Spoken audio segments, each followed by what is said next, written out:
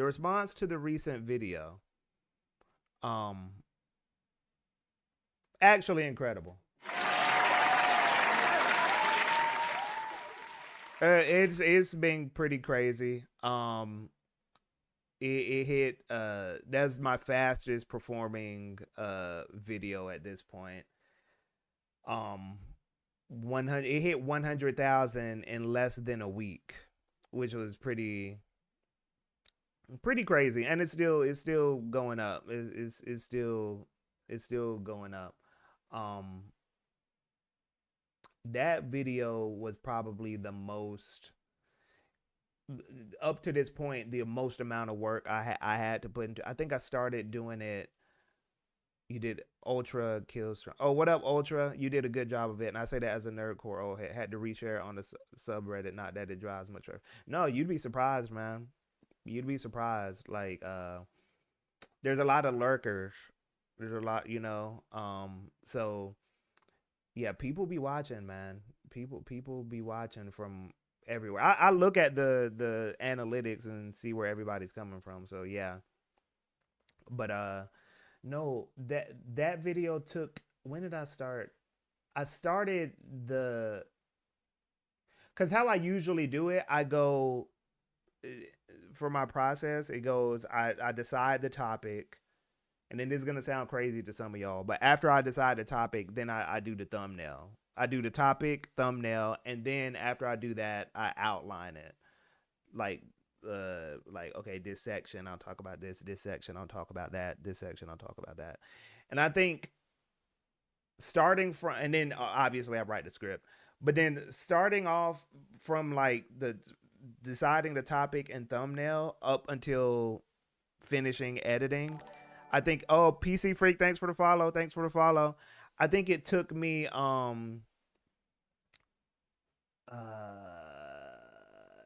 2 months if I count everything, 2 months of like um doing everything to finish that video. And then there was a lot of changes that ended up happening. Like there were some interviews that I couldn't get or that like, oh, okay, I couldn't do this interview because, this person is busy or this person didn't answer. So then I had to switch up the writing for the video a little bit and all that kind of stuff. And yeah, it was a process, man, but I'm glad I got it done.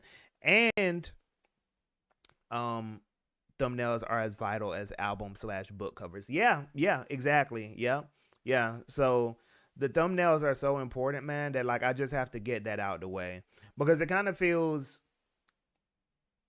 the degree to which people just won't click on your video if the thumbnail and topic combination isn't good is so strong that you might as well just get that out the way first so that you at least know while you're writing the video that like okay, people are gonna watch this at least, so I don't have to think about that in the back of my head while I'm writing the video. Man, I just want to like actually talk about some of the things like in the video because some of the responses, most of the responses have been positive, but then there's been some questions about like how I went about some of the things in the video. And I'm going to go over some of like the more I guess like spicier. Not spicy, but I guess like hot topics regarding the video. Let me say that. Um but I'm about to watch it this weekend. Wanted to sit down properly and see it like a whole. Hey! I know some people have been taking their time, so yeah. Um, but first of all, one thing I'm starting to have to get used to with YouTube in general as like the channel grows is that like man, people don't be watching the whole videos, man. People be commenting and don't watch the whole video. That shit is crazy. That shit is crazy, man. That shit is actually crazy. Yo, it gets so like, and it's not even like nuance. It's not even like nuanced. Like, oh, I might have missed like a detail or something. It will be like, y'all, let me tell you something. I don't know how many of y'all seen the video, but there's like, I want to say like 10 comments where people are like, you didn't mention Wu Tang. I was like,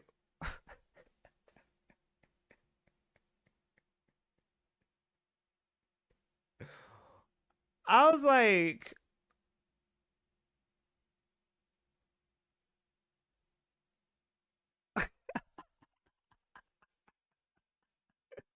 Wolf, yes. It wasn't even like because there's some point, and we're gonna talk about some of the other stuff, but there's some points where it's like I may have mentioned it like really quick, so they might have not like honed in on it, but there's a lot of stuff where it was like, no, it wasn't like I mentioned it quickly. It was like I made it like a big deal. I was like, let's talk about the Wu-Tang Clan. And then it was like a whole minute section of talking about the Wu-Tang. And they're like, oh, but you forgot Wu-Tang. I was like, what? No, I didn't. People are watching the video like for 3 minutes and then being like, oh, I've seen it. Or maybe they're skipping around. I don't know. I don't know what's going on. And Sir Yusuke watched it 2 times, loved it. Thank you. I appreciate you. I appreciate you. Didn't make it into 2 second type comments. Yeah, yeah, yeah. No, but here's the thing. It's also like, could you imagine if people were locked from commenting until they watched the whole video? Yeah, oh, TikTok attention span, yes. But no, here's the thing too. It's not like when I watch videos that I don't skip around and stuff like that. Like I skip around when I be watching videos and stuff. But I don't comment. If I don't comment if like I know that like, oh yeah, I'm kind of like skipping around, or I may have been watching this while I was doing something else, you know. Or if I do comment, it won't be something that's like negative or like would require me to back up the fact that I watched it, that I didn't watch the whole thing. It'll be something like, oh, nice job, or like, oh, I love how you did this, you know. But if I'm gonna say something that I can be challenged on, I'm gonna make sure I watch the whole video. You know what I mean? So that's one thing. That's like something that, as it's not even just this video. This has been like, as the views have kept increasing for my, or the baseline amount of views have been increasing for the channel. That's something I've been seeing more often, and I just like have to like really get used to. Like this was especially this happened on the Suda 51 video.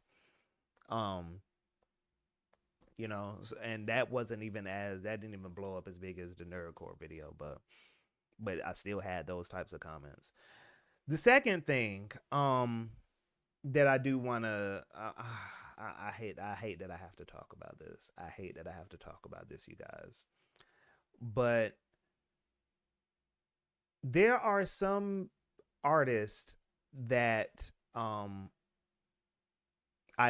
didn't mention in the video, and um I'm gonna be specific first, but then I'm gonna kind of bring up a broader point. There's artists like MC Chris and like YT Cracker that I didn't mention in the video. Um, First of all, I there was a specific part in the video where I specifically said for wave 1, right? That there's a whole documentary about like all of, or most of the rappers from that wave 1 era of nerdcore, that like there's a whole documentary about them. And I said, look, I don't want to like, I'm not in the business of like rehashing shit. You know what I'm saying? Like, I don't want to, because there's going to be a lot of people, or there are even a lot of people that watch this video that already know about nerdcore. They're already deep in the trenches of all that.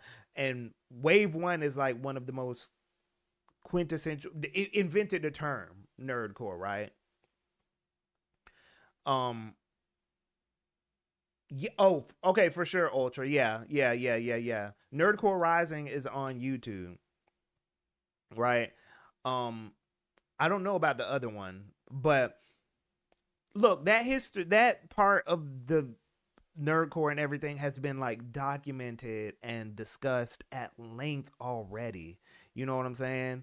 And I'm not. There's one element of this that I think people are getting misconstrued, which is like, um, and these some of these people are just trolls, but they were kind of like, oh, you're just focusing on the black artists, but white artists played a big role in like nerdcore. You're racist because you're just bringing up like the black artists and da da da da. Again, first of all, I redirected people to Nerdcore Rising to say like, hey, like if y'all want to know about this part of it, you know, this is this is what happened during that era, but I don't want to bore you guys, right? And then the second thing too is like, I think people, especially when you're doing like analytical videos, I think people think the purpose of like any video where you're talking about history at all is to do like an encyclopedic, like, you know, I'm telling you the entire timeline of every single thing that happened. No, I'm not. And you know, I'm gonna keep saying this because this was a common theme in the when the Suda 51 video came out. This was like a common critique of like, oh, you left this out or you left this person out. The name of my video was not the complete history of nerdcore. That was not the name. The name of the video was the final era of nerdcore hip hop. The thesis at the beginning was, I'm trying to let you guys know how we arrived at the final era because of these different dynamics, right? You better than me for even giving these types of critiques any energy. Yeah. I also want this to be here though, because like I think I might pin a comment with this stream, like in under the comments, right? The complete history of nerdcore will be a whole channel. You did a great. Thank you, Ultra. Thank you. Yeah, like y'all, and I've said this before. I'm not y'all not. Well, let me not say never, but I prefer concise videos. I'm gonna let you know now. Even when I was writing this video, I was like, oh my God, I hope this is like, I hope I can do this in like 25 minutes. It ended up being 32. I was like, oh, okay, you know. If my videos are long, it's because like I couldn't make it shorter. You know what I mean? Like if y'all see the length of my videos increase sometimes, it's because like I couldn't find a way to do this like in a more concise way. And it's because again, my videos are about giving my perspective, giving my framework, giving my analysis. It's not about dumping information on you guys. But then the other thing too about the, oh, you're racist because you only mention black rappers. Bruh, hip hop is majority black. Hip hop is majority black. What are we talking about? Even like even if you want to go from that angle of like, oh, nerdcore, or you know, oh, this thing is kind of like out of focus. I mentioned one white rapper, but they're saying like, oh, you only mentioned one. You didn't mention like a bunch or whatever. And it's like, bro, like, by if you want to really get technical, like, I could go the whole time not talking about any white rapper. You know what I'm saying? If we want to get really like what hip hop is about, right? You know, and I promise you, like I'd say 90% of the rappers that y'all are telling me like, oh, y'all, you know, y'all or even the white rappers, the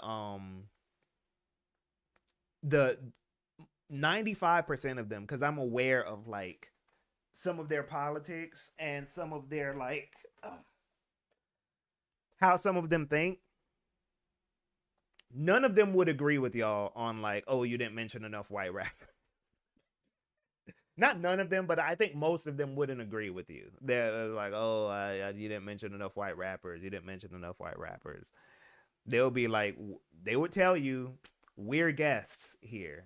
You know, even if we created Nerdcore or whatever, like MC Frontalot's favorite group is like Public Enemy. And you know what I'm saying? Public Enemy. That's who he's pulling from. You know. So yeah, I don't really want that. I don't really want to like feed into that whole thing of like, oh, and let me one more thing. Let me say one more thing on this point. Bruh, we are a minority. Like quite literally, like black people are a minority in America. White people, y'all do not have to worry about your history being erased or anything like that. You know what I mean? Like every black person could make a million videos with just black people about whatever they want to, and white history would still dominate discourse if half the white people, you know, were you know, are pushing their history and stuff like that. So there's no risk of like, you know, white history being erased.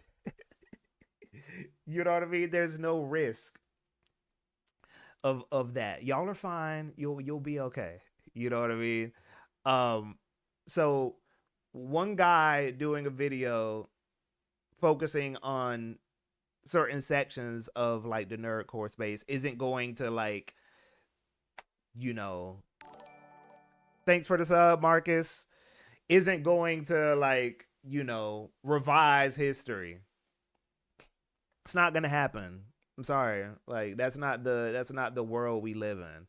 If anything, like my video is like balance, like tipping the scales to make it more balanced. You know?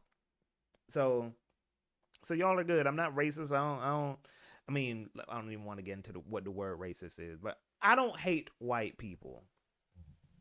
Trust me, if I did, there's people who do, and that you probably should have your eye on a little bit more. But I'm not the correct. I'm not the right target for that. You know. Sound like woke talk to me. That's funny. So yeah, nah, that's that on that. You know. Yeah, no, for real. I'm not gonna say who, but I saw one video. I saw one video on Nerdcore where they didn't even mention MC Front a lot. I'm not gonna say who. You can easily find a video on YouTube, but he was talking about Nerdcore, and he didn't even mention Front a lot. You know what I'm saying? Like, I'm not the right target. I'm the wrong target. You know what I'm saying? If y'all trying to get that shit off. Um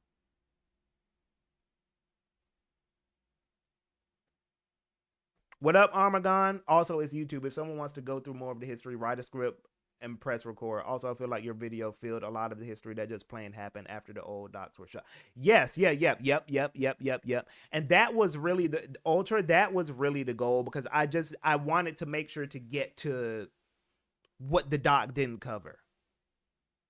So you know, if anything, this will be a good companion piece for like all these other docs that have existed already. You know. So yeah, man. But I think that's all. Those were the only people not watching the videos, people thinking I'm and racist and Oh yeah, no. I gotta make sure to reiterate this because I don't think I put enough emphasis on this. Um, I was like, we're at how much now? How much are we at now? I can't check the exact number, but we're at 7,500 subscribers now. Once again, y'all, that's a big jump. So, I think I've told you guys before that like once I get to 10,000, I'm like I'm done with Twitter. Um, I'm done with Twitter once I get to 10,000. I'll still be. I'm not gonna delete my Twitter or anything, but like my Twitter is just gonna become like I like make a joke here or there and then promote like a new video coming out, and then I'll try to be here a little more often. Yeah. That's what. Yeah.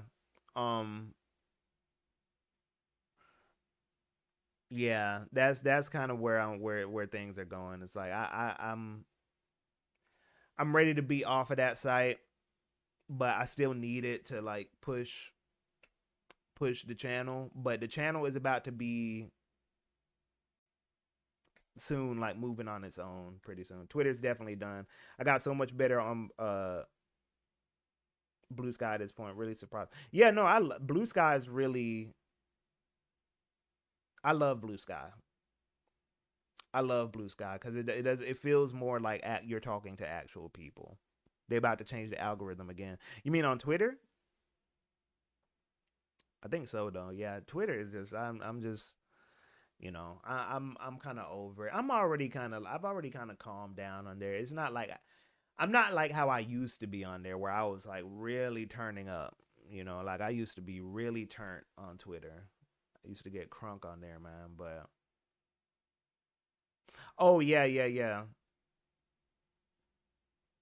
It's just not like how it used to be. So nah, but yeah, you guys like with all that said, the channel, the direction now. I got like all the videos, the rest of the videos of the year lined up. Um, some topics, some outlines, and stuff like that. I want to give some like. By the way, if y'all have any questions while I'm rambling, let me know. But I do want to make some changes to the channel to kind of like better reflect where I'm at right now and like where things are going. Um so first of all, I want to talk about uh the live stream schedule. I'm still going to be we're still going to be streaming, but I think hmm, how do I say this?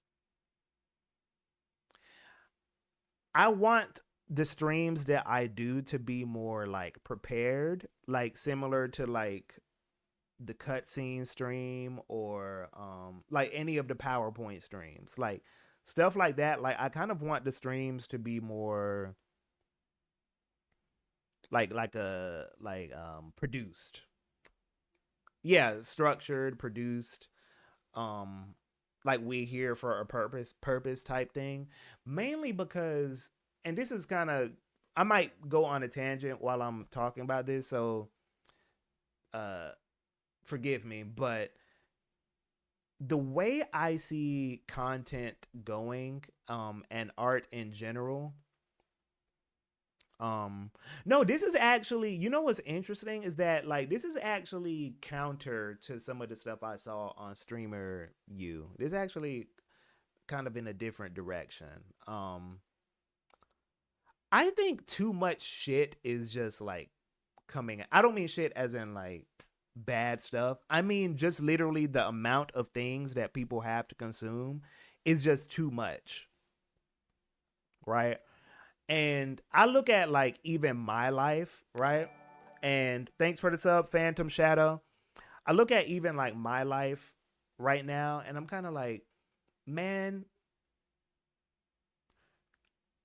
when I sit down and I want to watch something or when I want to consume something, I'm not about like, I don't know if I just want to watch somebody just rambling about nothing or um playing a game directionlessly or whatever, just because like there's so many other options for what I could be doing at any given moment, that like when I do consume something, I want it to be fulfilling. I want it to be like, I want it to teach me something. I want it to be like entertaining. I don't want it to be like, oh, I'm just hanging out, um I understand that for like the younger crowd of people who like, we don't got nothing going on, we just vibing, da da da da. I want, when I sit down and watch something, I want it to be like, okay, this is what we doing. Oh, this is okay. This is the plan. Let's go. Like I'm getting something. It's not just we vibing, we chilling. Yeah, exactly, Frostnix. Yeah. Um,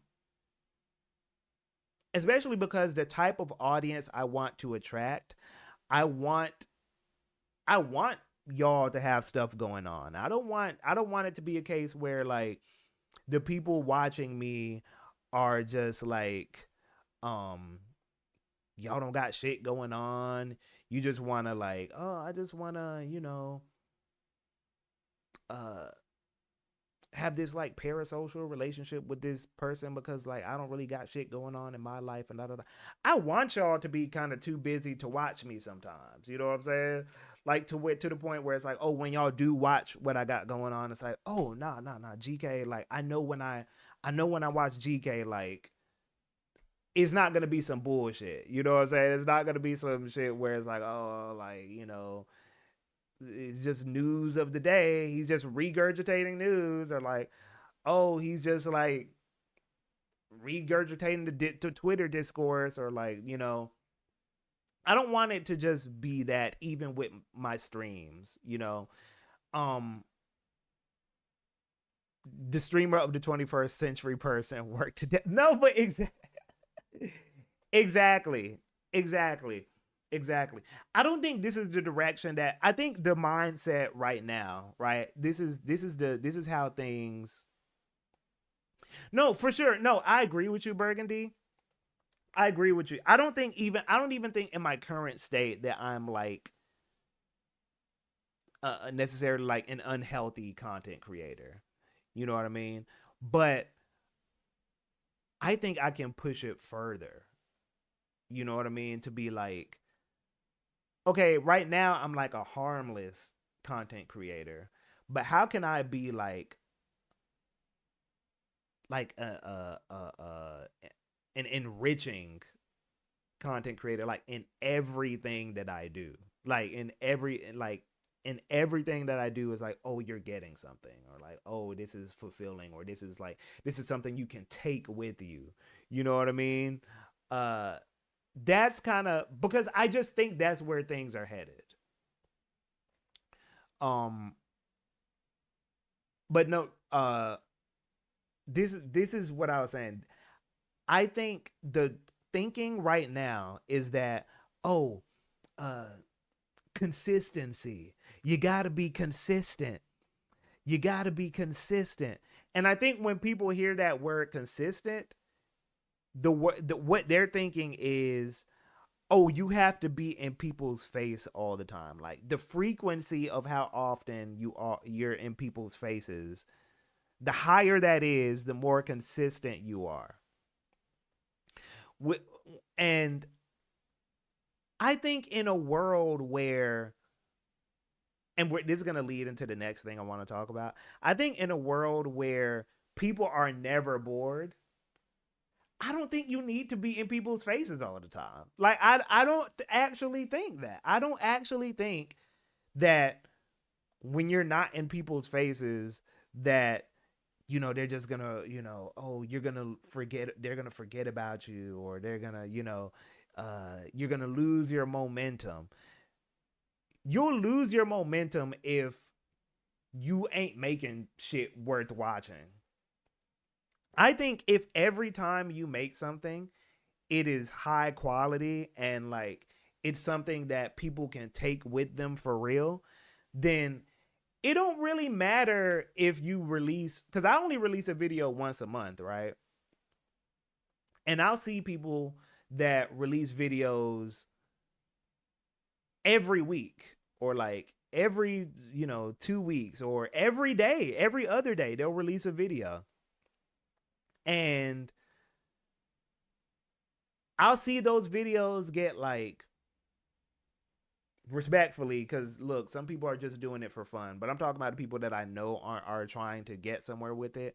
Those videos will be doing 500, 700, maybe 1,000 if they're lucky. Like, when if they had just spent all that time like trying to be consistent, if they had spent all that time making like a really fucking good video, like taking a month to make like a really really good video instead of taking every other day to make like just a mediocre video that people are going to forget about, instead of getting like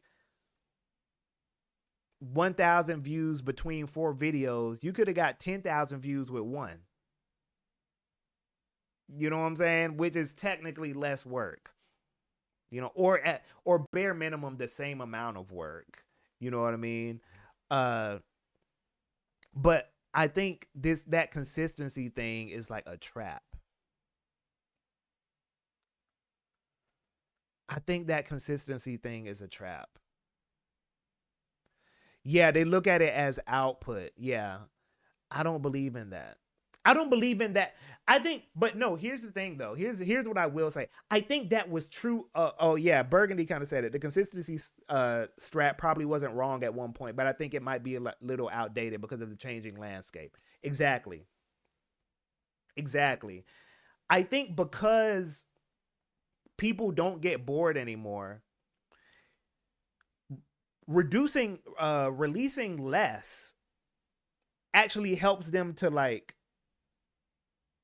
oh, okay, like miss you a little bit, or give them breathing room to like do other things because there's so much to do, right?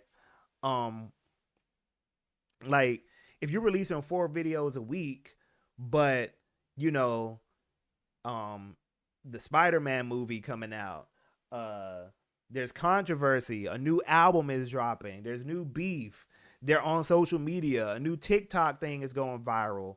Those 4 videos are gonna get lost in the mix if they ain't like hitting.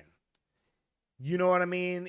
So your consistency not gonna mean nothing because like there's always shit going on. There's always, so you know what I'm saying? Like there's always, and I say all that to say that's kind of where I'm thinking now. It's like, I don't want to waste people's time. I want it to be when you click on something I'm doing, you're like, oh yeah, I know we're gonna get something. I'm gonna get something. You know.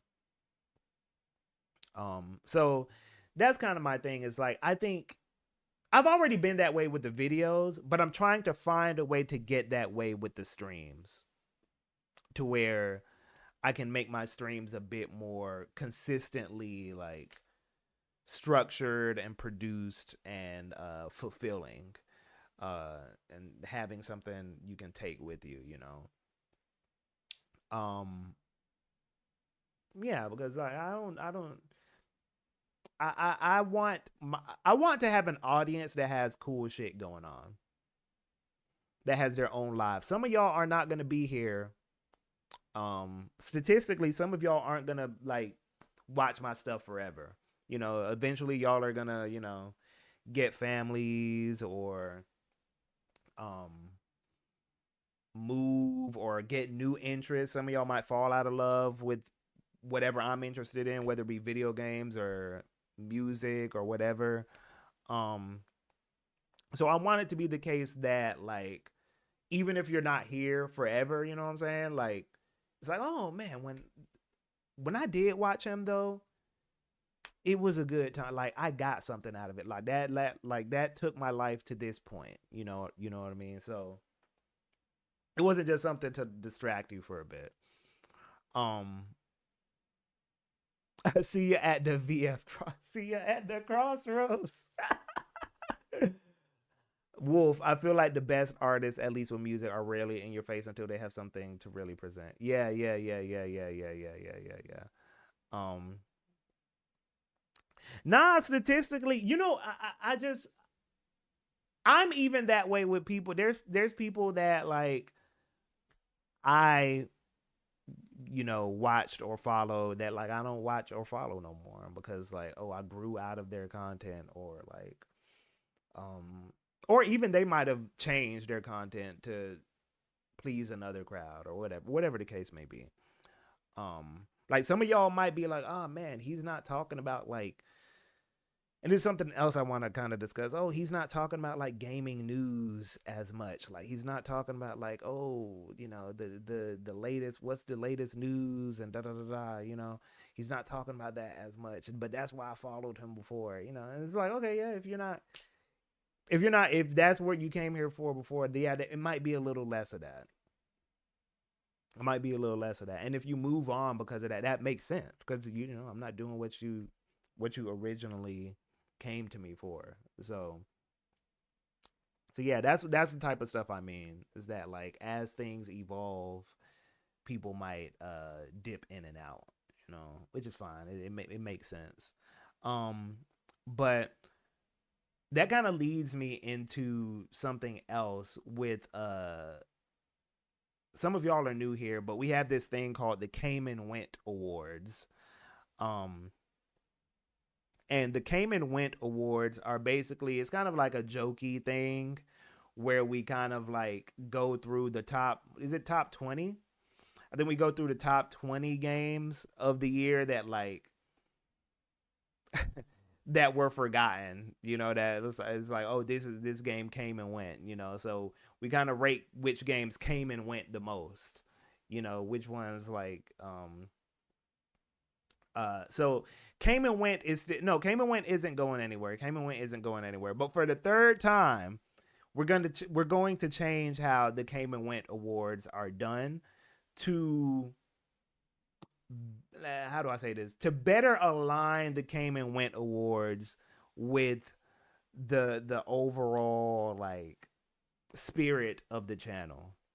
And congrats on your kid, Itch. Congrats on your kid. Congrats on the kid. Yeah, yeah, yeah, yeah. Um so here's cousin Catnip with the raid. Okay, okay, okay, okay. Let's go. What up, man? It's been a minute. It's been a minute. Um but yo, here's the thing with the Came and Went awards,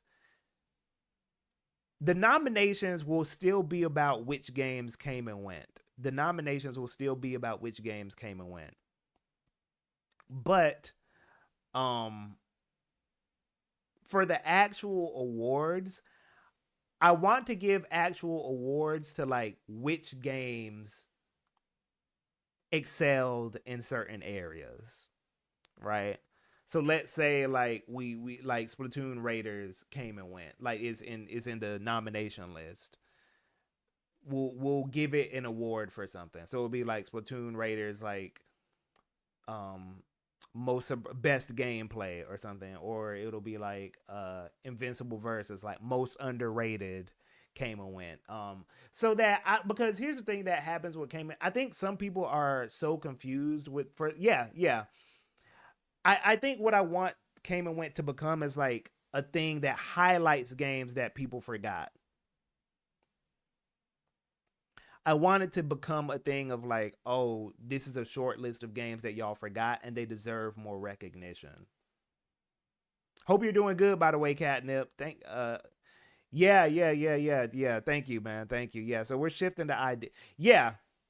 Yeah. Underrated games of the year. That's basically what we're gonna turn it into. Just to turn it into like,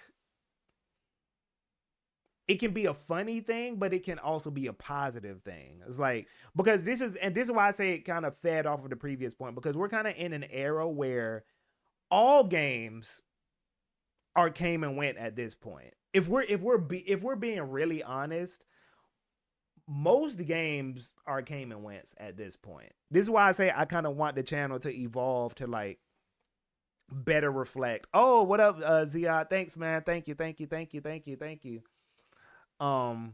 Yes, exactly, Catnip. Like once it's been like a week, it's old now. So I think the came and went awards have to evolve with that reality and to kind of be like, okay, we know majority of the games have came and went. Now let's talk about one, why they maybe have came and went, and two, if they deserve to be put, if they deserve some attention. Well, damn, GK's going soft. Where's that hater energy? We can still, but you know what? This is why I said the nominations. Games didn't evolve since they started hyping up reboots and remakes. True, but no. Ashes. Let me say this. We can still have some of that, like, yeah, exactly. Yeah. ZK kind of get most deserved came and went. Yeah. We can still have a little fun with it. We can still have a little bit of fun with it. Even during the nomination process, we can have like a little bit of fun with it, you know. But I do want to at least turn it into like, oh, let's make this positive. Like let's actually like highlight some games that need to be highlighted type thing. So that's going to be a change that happens with the came and went awards. I hope how does that sound to people? How does that sound? Does that is it like, oh, it's boring. Oh no, we want to. Yeah. I think that will also like help include people who are like new to the channel who don't get the joke. You know, who aren't in on a joke. It'll be a good way to like help them be like, oh, like came and went, but we're also like we're not saying that these games are bad or that these games necessarily deserve to be came and wents. During the TGAs would be interesting. We'll see if the channel is at 10,000 subs by the time the game awards happen, we might do it. Yeah, we can still slander a little bit. We can still have a little bit of fun with it. Yeah. Tino TCG, hey man, loved your last video. Thank you, man. You guys. By the way, let me say one more thing. What I was hopeful that video would go viral the way it did. I was, because or even if it didn't go viral, I was hopeful that it would make an impact.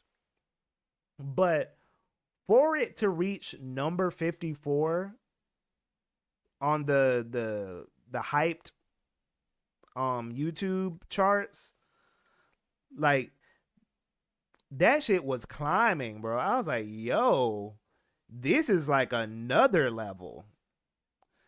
Like that was a different. I forgot to mention that when we were talking about the Nerdcore video. Yeah, like the fact that y'all got it up there is kind of crazy. Like that was a different level. To get it to number 54. On the hype thing. And I've always been curious about like if the hyped I was always curious about how that affects views. Man, yeah, that once it started climbing up those charts, it started like accelerating the views to the point where it's like, oh, like I know y'all are just coming from I know YouTube's just like pushing it to everybody now, even like there was a bunch of people. The reason I know this is because there was a bunch of people that were like, yeah, I'm 54. I'm 54 and I grew up on hip hop. Like I grew up on this back in the 70s. It was like, oh, if you now I know YouTube just pushing it to anybody. Cause why you 54? Like in the comments, like that's not my target. That's not my audience. Even though I did mention a lot of like unk shit, but I always mention a good amount of unk shit in like my videos. But yeah, once it started getting to like, oh, I'm 48, Good job, youngin. I'm 60. You've earned my sub, young man. Sorry if y'all are, if any of you, if any of those people are watching. It's just, I'm just joking. I'm glad you're here, but that's how I knew. It's like, oh yeah, that chart thing is serious. Uh, but I'm glad a lot of the old dudes approved because there was a lot of stuff. I will say because there's some stuff I didn't. I saw that it was number 59 hyped on the platform. So proud of you, dude. We're definitely unks. Thank you, Mid. Thank you, Mid Singularity. Thank you, man. Who else born in 1970? No, but yo, I do want to say there was some stuff that I was not to go back. Yeah, no, there's gonna be some drops. There's gonna be some drop offs on the next um uh the next video. Next video might be about Cicada Mata, to be honest. It's probably gonna end up being about Cicada Mata. But that's kind of what I do. I also say this, like when I have like a big video that goes viral like that, I kind of immediately want to not do the same thing, just to like make it clear to people like, hey, get out of here if you think the channel is just gonna be that, because like, you know. But no, this is what I was gonna say. Um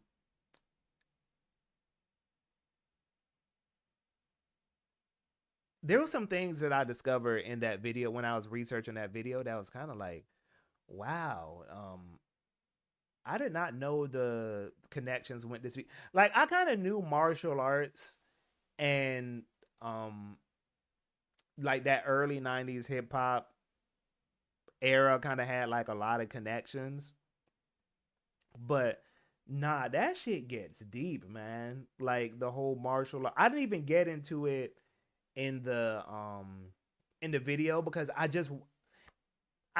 also need y'all to understand there's like a I hate to go back to this topic, but I forgot to say this part. Um a lot of people need to understand that like there's also an entertainment factor to like making videos to where you have to make certain cuts um because you don't want certain parts to like drag, you know.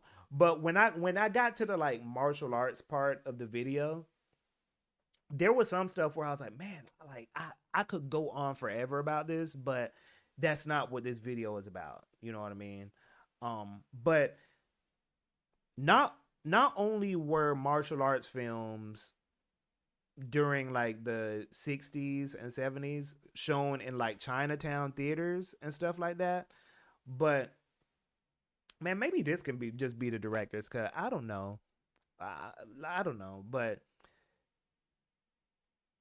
they were also shown in like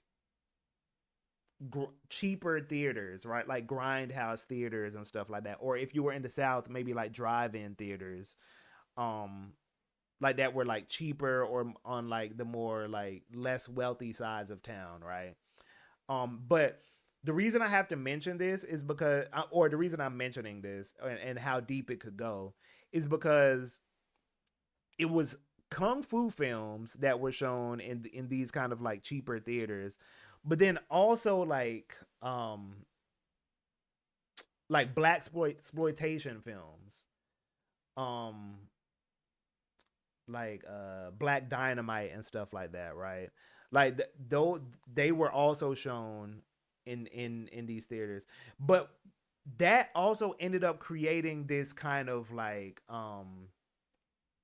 cultural fusion that happened with black exploitation films, where if you watch a lot of old black exploitation films, you'll see they're doing like these niggas are doing like karate and kung fu film, martial arts and all that shit in these movies, right? And that's because of that kung fu like influence that happened from these films, these kung fu films being shown in these like black areas. So that's how you get like uh Quentin Tarantino. That's how you get Quentin Tarantino forming a relationship with RZA. RZA is from the Wu-Tang Clan, for the people who don't know.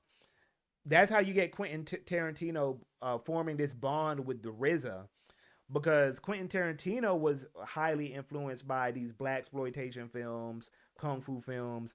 RZA was also, and they kind of connected on that when they were working on stuff like Kill Bill Volume One, and when they were working on Kill Bill and stuff like that. So, um, yeah, it gets really deep. It gets really deep how connected like black culture and hip hop culture and martial arts films and all that kind of stuff, like how much connection there is there. And then, I mean, I don't know. And then you can also go back to when I did the hip hop and Japan video, and then how hip hop influenced Japan in all these different ways. And like, it's an interesting like thing going on there.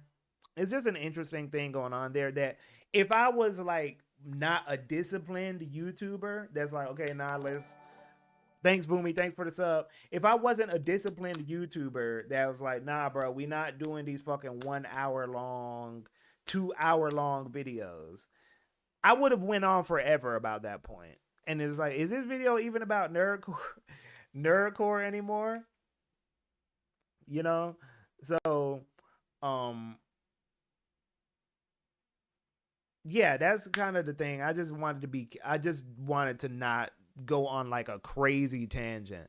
That somebody was in the YouTube comments telling me about like, oh yeah, you forgot to mention that like they were shown in grindhouse theaters too. By the way, I technically didn't forget to mention it. It is kind of in the video, but I just didn't personally say it. I put the quote up on the video where they're talking about watching kung fu films on 42nd Street, and then Wu Tang had the interview where he was talking about watching kung fu films at the Duke theaters and stuff like that. But yeah, I'm a disciplined YouTuber, and I'm not trying to get to these fucking hour long. I don't believe in that. The brevity in your writing is definitely a strength. Yeah, I try, man. I try. Like, look, man, I love as much as I love FD Signifier. That's the main thing. I just can't. I don't. I wish he would just shorten the videos. I've never watched a video of FD Signifiers and I was like, this needed to be an hour. I'll watch the whole thing because he's just like, I appreciate the general thesis of his videos, but like, I don't believe in the hour long thing, man. Yo, Frostix, me and my brother were just talking about that. Me and my brother were just talking about that. His B-sides channel is so good. That's why I prefer the B-sides channel. The Signifier B-sides is like that's the channel. I prefer that.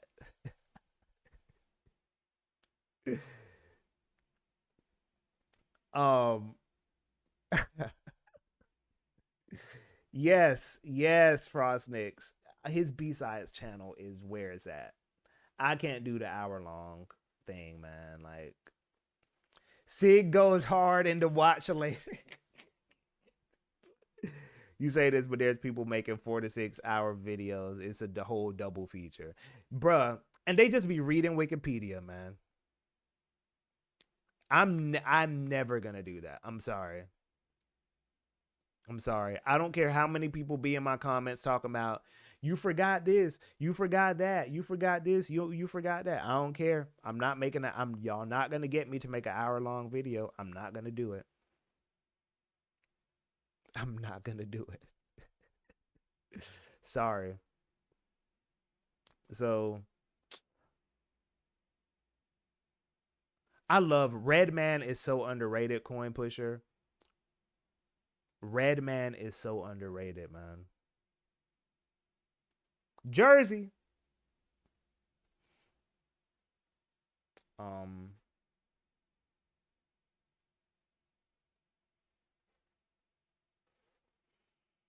And if they are doing original work in that 4 hour video, is there one video that year? It's just filmmaking at that point. Yeah, exactly, Ultra. Exactly, exactly. I have a job. I have other stuff going on. I'm going to do videos that are about analysis and perspective, not summary, not retelling you the entire history of blah blah blah blah. I don't watch that kind of stuff, so I'm not gonna make that kind of stuff.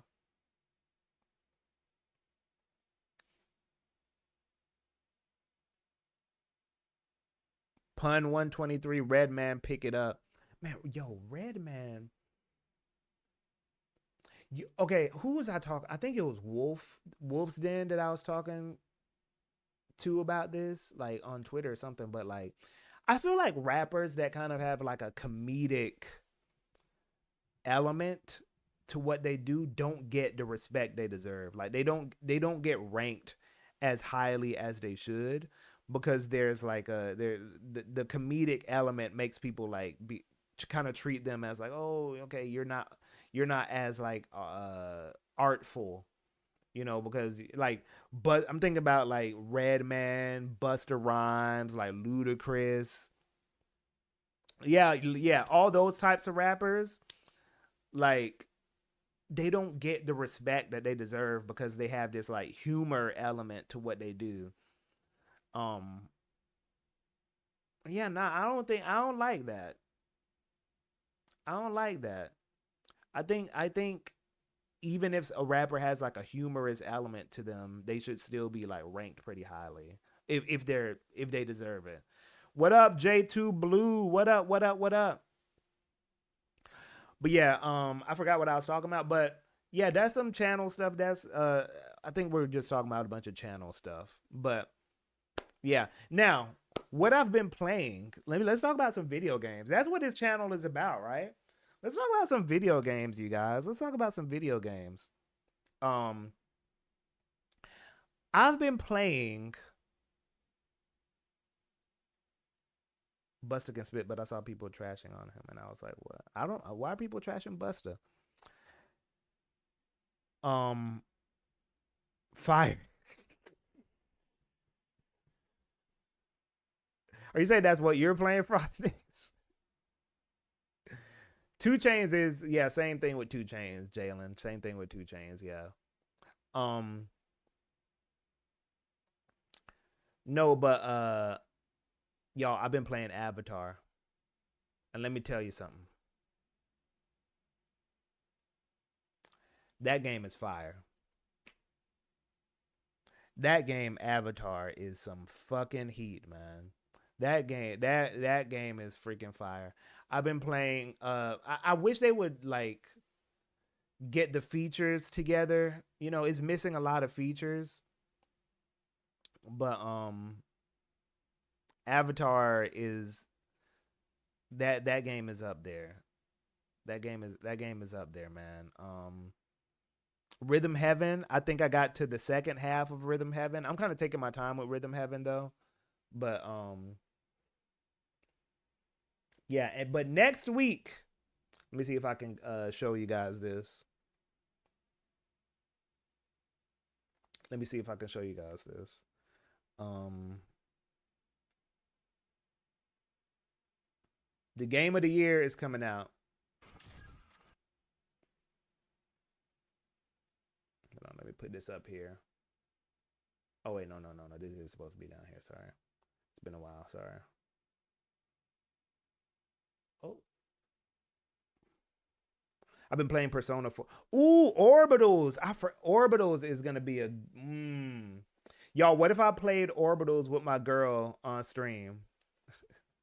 That was like a random. That was like it was just a thought I wasn't taking too seriously, but I just want to throw it out there. It was, I'm still kind of like wary about like because people are weird. I'm wary about like putting my loved ones uh on Front Street, you know. But I think that would be fun though, because I think Orbitals is gonna be a good time.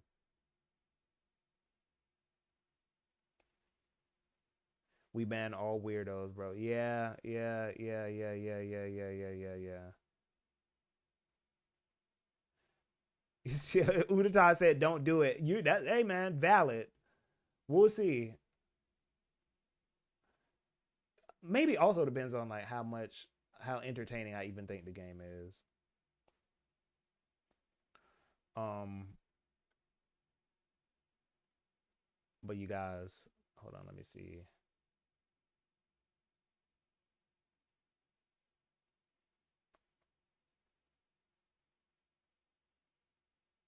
The game of the year is coming. Game of the year is coming.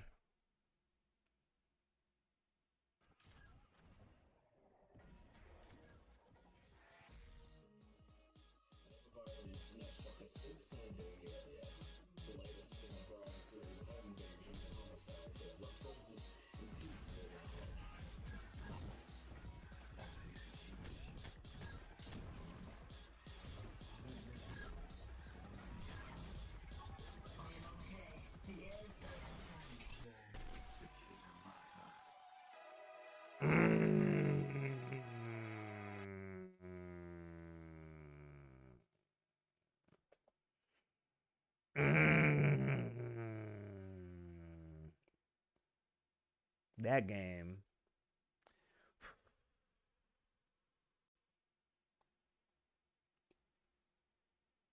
Yeah. That game is gonna go hard, man. When I played that Steam Next Fest demo, yep, Neon White 2. It's basically Neon White, Ultra Kill, that type of vibe. Um, yeah, ZK, we're gonna be competing, man. I'm interested in the physical lies of P, hoping to have my first playthrough of Metaphor Refantasio on Switch too. Have a good time. Metaphor was a good time, man. Hope you enjoy it, Maurice. Um, but yeah, nah, Cicada Mata. I'm very certain that's gonna be my favorite game of the year. Um, I'm like I said, I'm probably gonna end up doing a video on it because usually if I play a game, if I end up playing the game that much as I think I'm gonna end up playing it, um, Ultra Kill is like it's not it's not necessarily like the exact same type of game, but it's kind of like a how do I say it? Like a progenitor, like a precursor of that genre. I feel because Ultra Kill also does it does the thing where like at the end of the levels it kind of yeah they're cousins yeah. Um,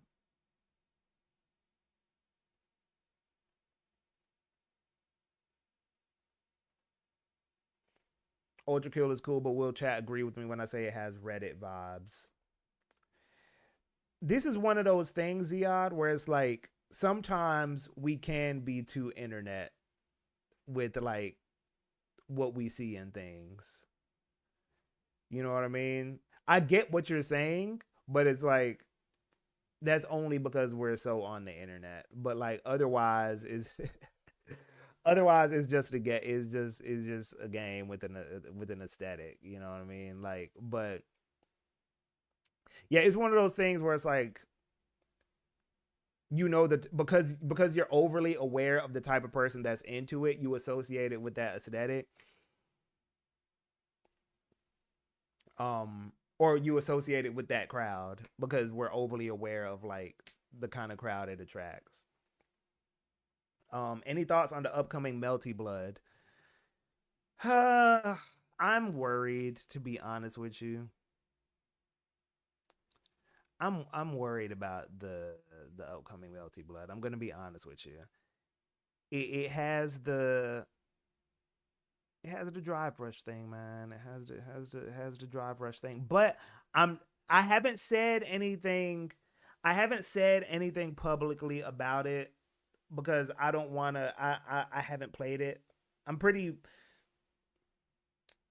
I don't. I don't want to say anything about it definitively until, because I'm probably gonna end up playing it and I'll see how I feel about it. But and you know the interesting thing about like this drive rush era of like fighting games is that like we were talking about this in the Discord. I'm good at those games. You know what I'm saying? Like it's just boring. You know what I'm saying? It's like I'll play fucking um Fatal Fury and like I'm not having trouble dealing with it. I'm not having trouble using it. It's just boring. You know what I'm saying? It's like, okay, all right, you're gonna like it gets to the point like when I run into the people that spam it, I'm like, this is boring not because it's frustrating, it's because like yes, this is very easy to deal with. You know what I mean? It's like, okay, you're gonna do it again. All right, I'll just grab you. It's like, oh, okay, I'll bait. Okay, oh, I'll bait you into it. You know what I'm saying? It's like, and that's kind of that's kind of the interesting thing about like all of these games is that like not all of these games, but sometimes when I'll make like a mechanical or a gameplay like critique of something, people will think that I'm saying like, oh, I'm critiquing it because it's like hard or because oh skill issue you can't deal with it. No, oftentimes it's the opposite. I'm critiquing it because like this is so fucking easy to deal with. Like, bruh, not even to like respectfully. I'm not trying to be that guy. I play KOF, man. Like y'all don't talk to me about like oh you're saying this because it's too hard, bruh. We're still the inputs that we're still dealing with. Like KOF 15 still has like old school ass input buffers, four different jumps. You know what I'm saying? That you have to. Don't talk to me about like oh Fatal Fury. You know you're saying it because it's too hard. Like oh Street Fighter, you're saying it because it's too hard. Nope, nope. It's because it's too easy. Or because it's just like it just doesn't. You know what's interesting? You want to know something that's interesting? Like I'm like you. I'm actually very lenient about um different like gameplay styles and that kind of thing. You know, like I'm very lenient about that kind of stuff. But when you look at the games I play these fucking like crackhead games.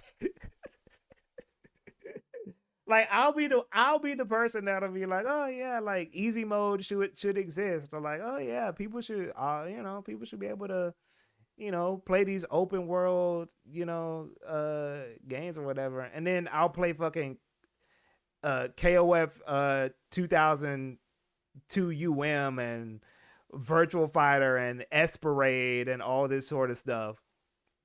But when I'm talking about games, I'm like usually like, oh yeah, people just play what they want, you know. Um, but in terms of my own personal taste, I just prefer like shit that is for crazy people. You know what I mean? That's just what that's just what gets me personally going. It's like, and I do play chill. I'm not saying like I play all crazy games. Like I play chill games sometimes. You know what I'm saying? Like I play like yeah, I play a lot of sicko games. Even though I'm not necessarily advocating for every game to be like a sicko game, but that's just what I personally play.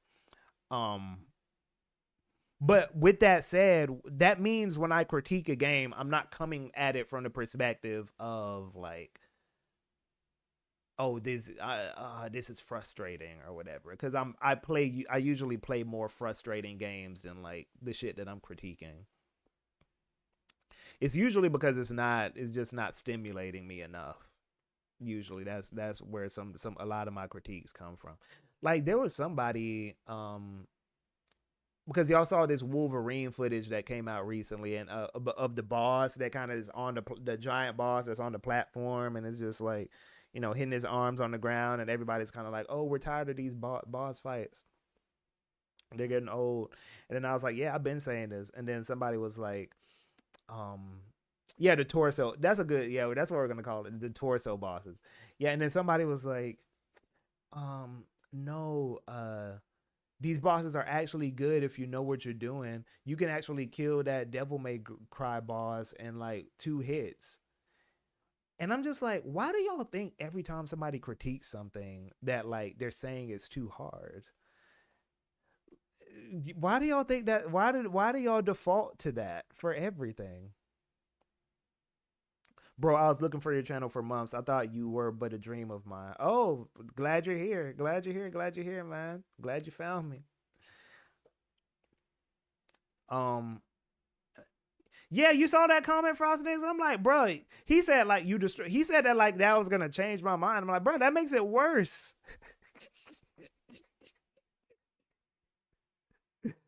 That makes it worse. Like, oh, you can kill him in 2 hits. Isn't that hype? Nah, not really.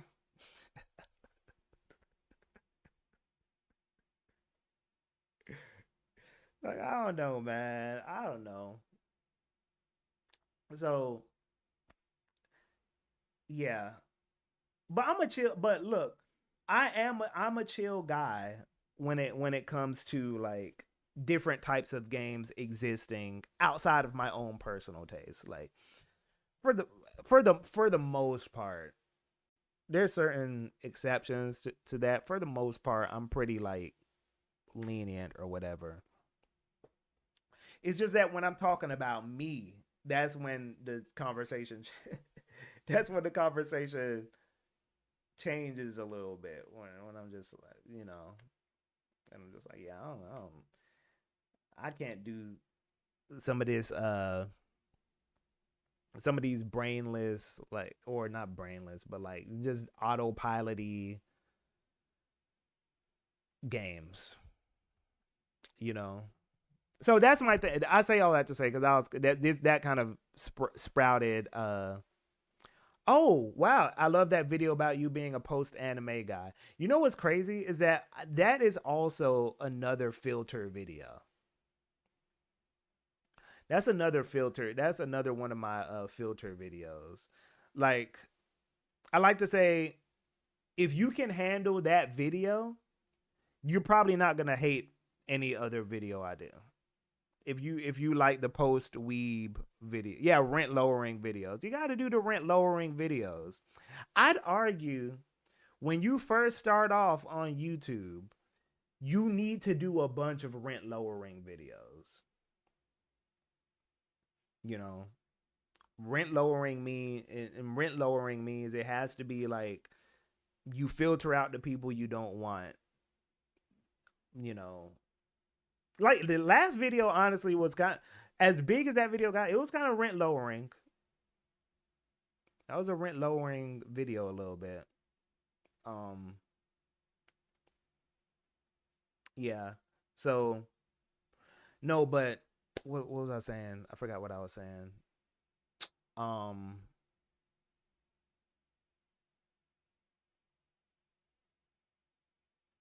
oh, the drive rush thing. Um, I, I'm cool with it existing outside of myself, but then that shit is so boring when it comes to like for me, it's just boring for me when it comes to like what I like from fighting games. What I personally like from fighting games. Author, the issue that you're having is that you're having an automatic response instead of an intentional one. Yeah, yeah, yeah, yeah. Now, ooh, hold on. Slides like a girl. I don't know if slides like a girl is still here, but I'm gonna go back up through the chat because I forgot to answer some questions. Sorry, y'all. I was like rambling. Um, but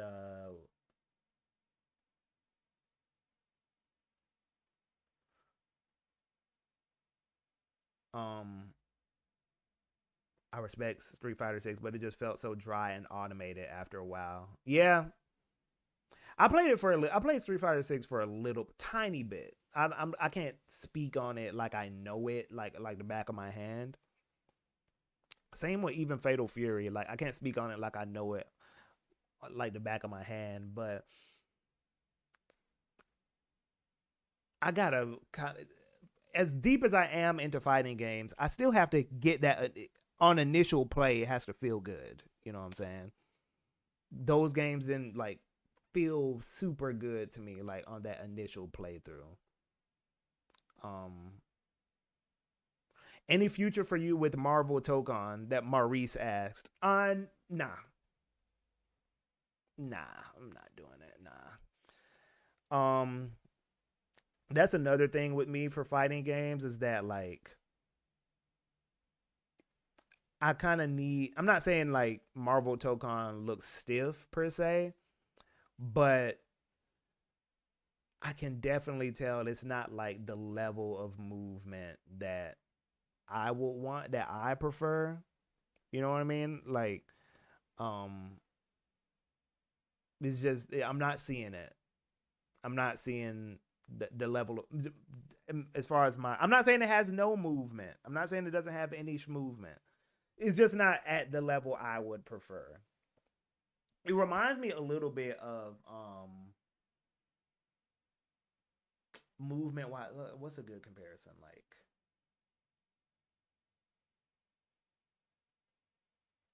Strive. It reminds me of Strive a little bit. Where it's like, yeah, there's movement, but like it's not like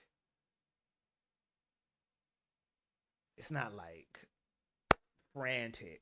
You know what I mean? Like it's not frantic like KOF or um pre. Oh no, you know a good example? Forget about Strive. I'm gonna use a game that I like played extensively. Tokon movement reminds me of Melty Blood Type Lumina. It reminds me of Type Lumina. Where like the movement is there, but it's not like granular like uh Melty Blood Actress again was, you know. So yeah, but it looks fine. It doesn't look like a bad game. Um and four fighters for a tag fighter is fucking crazy. That's fucking nuts, dude. We're gonna be seeing the same characters every match. That's too much. They should have kept it at three. I don't know what they were thinking with the four thing, but every fighting game don't got to be the same. So I'll let them rock. Um, Slides like a girl asked. Question I walk away with. Would you count someone like Milo? Oh, Milo. I haven't heard that name in years. Milo or Open Mike Eagle in Nerdcore, especially Milo's first EP was very nerd targeted. Open Mike Eagle is for sure. I can't speak on my. I don't remember Milo's music like super well. I'm gonna be honest with you. I remember him, but I can't remember. Just to make sure, Milo's the Indian guy, or not the Indian guy. He's like I forgot. Let me not say his. I don't know what his race is. Let me stop. I don't remember. I might be thinking of the wrong person, to be honest with you. Let me see. Milo rapper.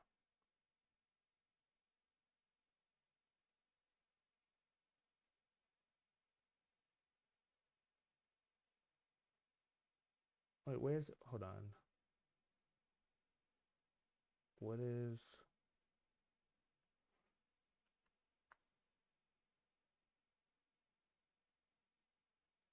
Oh, he's black. Why does he look like that?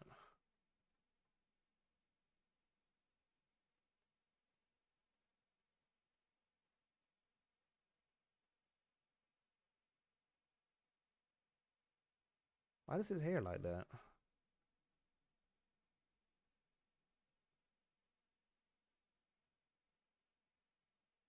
Peace out.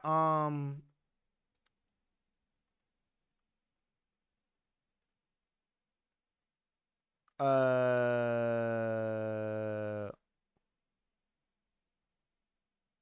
Geronimo. Peace out, man. No, but okay. Let me answer the question. Let me answer the question. Open Mike Eagle is for sure nerdcore adjacent because Open Mike Eagle You know, he did a tour with Samus way back in the day. Not way back. Well, I guess it might be way back in the day now. Yeah, Open Mike Eagle is like Nerdcore adjacent, but I wouldn't call him Nerdcore. No, he's adjacent to the space though. Yeah, he's worked with a lot of people in that space. Um. Oh yeah, Open Mic and Front have collabed and toured as well. Yeah, yeah, yeah. Open Mic is adjacent to that space. Yeah. So Open Mic Eagle is like, yeah, he's like he runs in those circles. But like I said in the video, Nerdcore is a self-identifying label. Peace out, Wolf. Um, I love Third Strike, and the super basic thing about that game is precise attack distance on block dictates if your normal is going to be safe or not. Um, yeah, that's. I mean, yeah, you said that's a super basic. Yeah, that's a common thing in like honestly most fighting games that I play. Distance like changes the frame advantage, but like yeah, I don't like when it gets like super flattened like that, where it's like, oh, you're plus either way or you're minus either way. It becomes less dynamic. I'll say Tokon feels closer to old Guilty Gear in terms of move. Yeah, that's why I changed it from Strive, Ziad. That's why I switched it. Because Strive is like real stiff. Tokon is closer to Type Lumina. Because Type Lumina isn't like super stiff, but it's not like Actress again. You know what I mean? It's not like Marvel 2, you know. Um uh yeah, type because Actress again is kind of like real on a crazy spectrum of like schmovement, you know what I'm saying? Type Lumina brings it closer to like plus R, you know what I'm saying? Where it's like, okay, you have one direction for your super jump, and it's not like four different granular directions for your super jump and all that kind of stuff. Um, so yeah, it's I can see that. I can see that. Um, Still maybe not as crazy as old Guilty Gear, but closer to that than Strive. Um, any thoughts on Tokyo Mirage Sessions? I would love to hear some rant tonight. Tokyo Mirage Sessions, it was okay. I don't, it was an okay game. I didn't finish it because I'm gonna be real with y'all. I don't like that type of like. This is something I had to accept as I was getting older. I like a specific vibe of anime. Like there's a specific vibe of anime that I prefer. I don't like every style of anime. Like, and that Tokyo Mirage Sessions style of anime is not really that's not really my vibe. I don't prefer that aesthetic, you know. It's just not my thing. And it's okay. It's not the dungeons were decent. The dungeons were decent. Oh, and I will say, I do want to say one thing about Tokyo Mirage Sessions. That combat was good. That combat was fucking fire. Let me say that. Let me make sure to say that. The combat in Tokyo Mirage Sessions was really cool. I really enjoyed it. But um I don't know. Again, I'm kind of a crackhead with Shin Megami Tensei, so I'm not like the perfect barometer for like to tell somebody whether they would like Tokyo Mirage Sessions or something. But yeah, I'm it's not near the top of my Shin Megami Tensei. What's a good starter for SMT? Devil Survivor. Devil Survivor on the DS or the 3DS. I think there was a port on the 3DS overclocked. Um uh I hope the new Fire Emblem having a majority black cast opens up the door for future RPGs to have more diversity in their casts. No, you know something I was thinking today, Armagon? You know something I was thinking about? Shin Megami Tensei. This is kind of like slightly related to your topic. Shin Megami Tensei needs to do something with like African spirituality. They need to do something with African spirituality. Um Oh, SMT4 is a good one too. SMT4 is a good one. Um that's a good starter one. Yeah, SMT4 or Devil Survivor. Um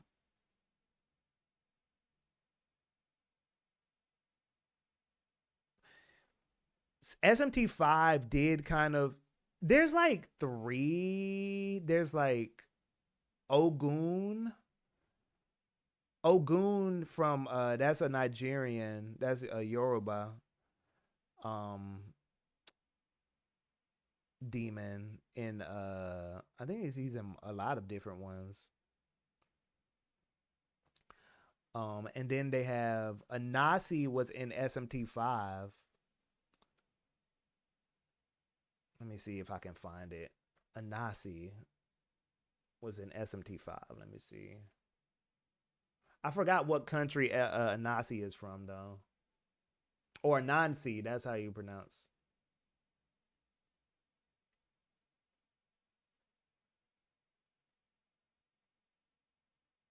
He looks cool as fuck too.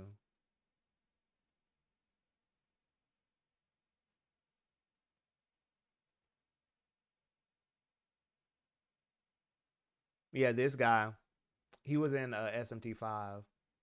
Or maybe was he in any other ones?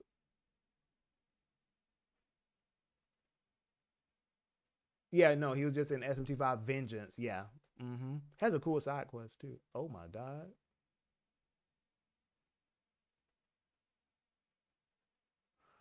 Um There's a lot going on there. But I know Anansi only because of the recent Doctor Who episodes took place in Nigeria. Yeah. Um yeah, Nigerian not like there's a lot you can do with Nigerian like folklore or Nigerian spirituality. Oh, you thought I said a Nazi for a few seconds? Hey man, that's not what I said.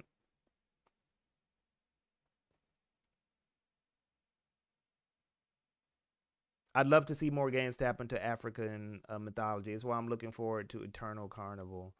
Yeah, man, like there's so much you can do with it. And you know, as a Nigerian, like some of the stuff I hear from my parents, especially like because you know, Nigeria was colonized by like most like a lot of places by British people up until 1965. So we had like our own like gods and stuff like that and our own spirituality, but then what ended up happening is when the British came, some of that stuff started mixing with Christianity. So you get like some real like interesting dynamics when it comes to like Nigerians relationships with like relationship with like Christianity and like their these old gods. Um like even now my parents, we're Christian, but my parents still believe in like voodoo and like there's one thing that we have where Egypt just hogs all the spotlight. Yeah, man. It's like Egypt is like every time they want to go to Africa, they just start looking at north. They just go up north. You know what I'm saying? Like they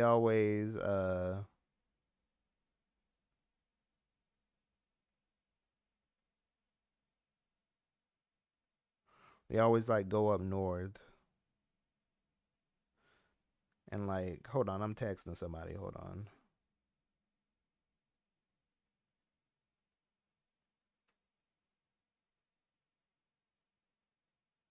Okay. Um Latin America rap always defaults to Mexico or PR. Like, bro, there's a whole continent to pick from. Ethiopia too. Ethiopia is fire. An African film called Yeelin. That's a fantasy adventure inspired by old African folklore. Yeah, yeah, yeah, yeah. Samuel, what's up, man? Ghana. Yeah, man. Like a lot of that's what happened with the mixing of like the spiritualities during that time.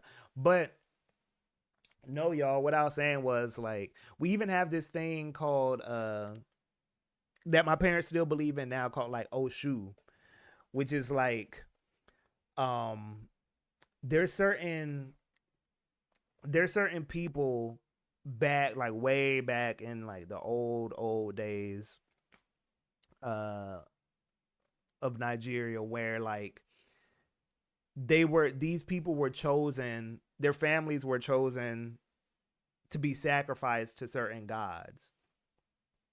And like if you came from that family, you were pretty much like cursed and you were pretty much like considered like Oshu. And to this day, if I were to marry like another Nigerian woman and my parents went through their family history and found out that they were Oshu, I can't marry them. That actually happened to like my cousin.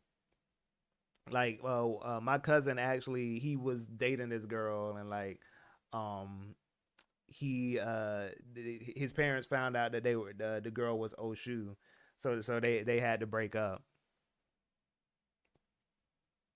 Um, so it was super. It's interesting, man. It's like but we're still Christian though, you know. But we also have these kind of like leftover these leftover beliefs also. But I think that would be such an interesting thing to like explore with like a story or something. Um, but and this yo, I don't know if it was on stream or if it was in on Twitter where me and Gene Park from the Washington Post, like I was talking about how no, I think this was on Twitter. I was talking about how people will say like, "Oh, um video games are figured out already. Video games are figured out like there's nothing else to figure out." And let's say we even agree with that like on the gameplay side of things. Like let's say we agree that like okay, yeah, we figured out everything in terms of gameplay. Culturally, we ain't explored shit. Like culturally, we have not touched the surface of nothing. It's just America, Japan, Europe, you know, for the most part. But like you could like there's so many other things we could be exploring culturally, you know, when it comes to uh video games that we have not scratched the surface. We have not scratched the surface. And what that also means is that we haven't scratched the surface in terms of what the games themselves are exploring. And that speaks to a larger point of like how different types of people, we do not have enough different types of people making video games.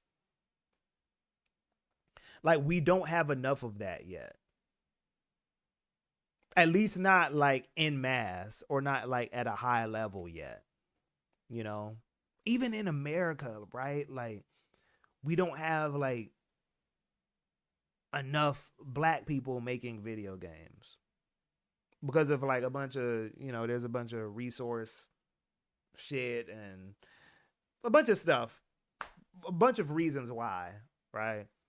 Um, but yeah, like culturally, we just have not touched the surface yet. Indigenous folks too. Interesting thing, Soul Hackers, Shin Megami Tensei Soul Hackers is very has a bunch of Native American spirituality, and that game is super.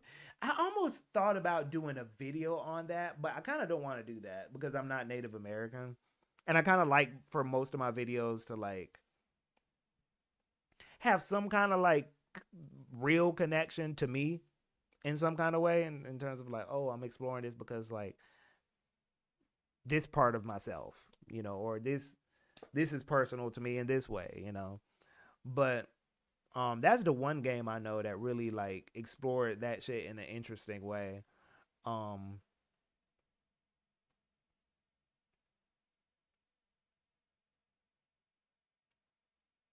we oh no, low key Burgundy. I keep joking that we let middle-aged Japanese men create too much of a monopoly on stories of the high school experience. Yeah, yeah, 1000%. Like there's so much, man.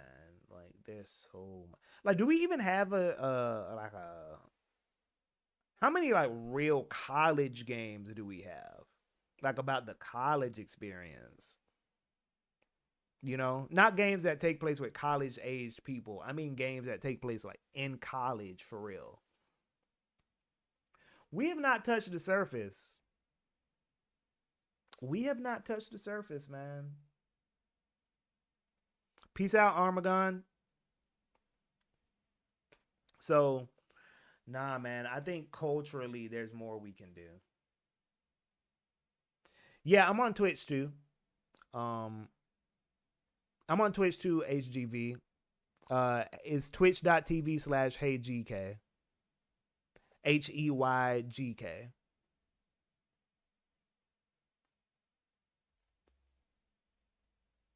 There's also gaming histories of certain countries that we're just ignorant of. Like the history of gaming in Korea and China is basically unknown to us in the West. Yeah. Nah, yeah, man. Like we got a lot left to go. As a queer woman, I feel like when us or other minorities get representation, they make a thing out of it, and that really holds back the types of stories that can be told. We got to break that stuff in. Yeah. Mm-hmm.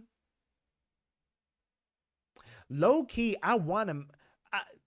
Maybe when I'm like older and I have more like, because my thing is like I don't like doing stuff and I don't know what the fuck I'm doing. Like I like to make sure like I study before I get into it. I studied before I got into YouTube. I studied before I got into doing custom controllers. I didn't really study before I got into music, but like while I was doing it, I was like doing my homework and stuff. But one day I will make, maybe, no, I'm not say will. Let me just say this. I've had the lingering thought of making a video game. I've had the lingering thought of making a video game. Um and it would be like a dungeon crawler type thing. But I can't do that right now. I can't do it right now. But that would be like there's so many things, even like not even just like culturally, but like gameplay wise that like I would want to do that would be like, that I think this needs to happen, and like one thing I will say, this is kind of like tangentially related. I feel like RPGs. Frostnick, shut up, man. Frostnick.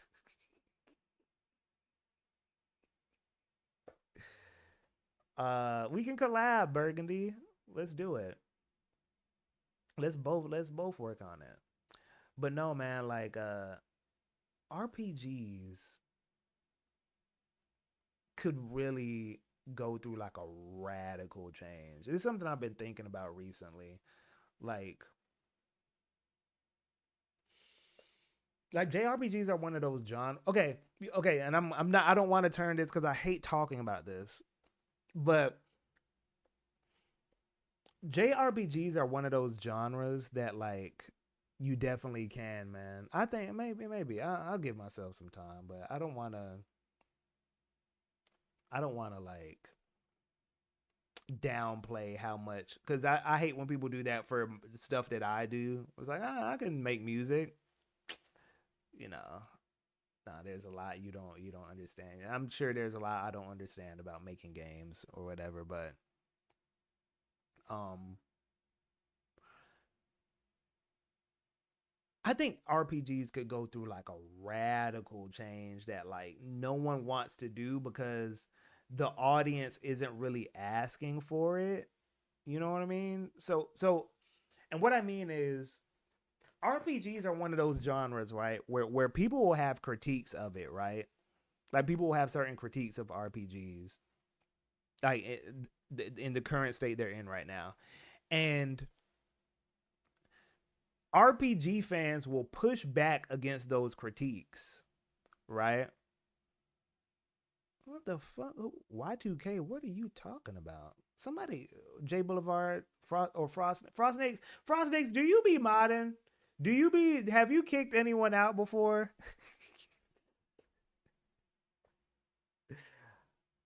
I don't know if.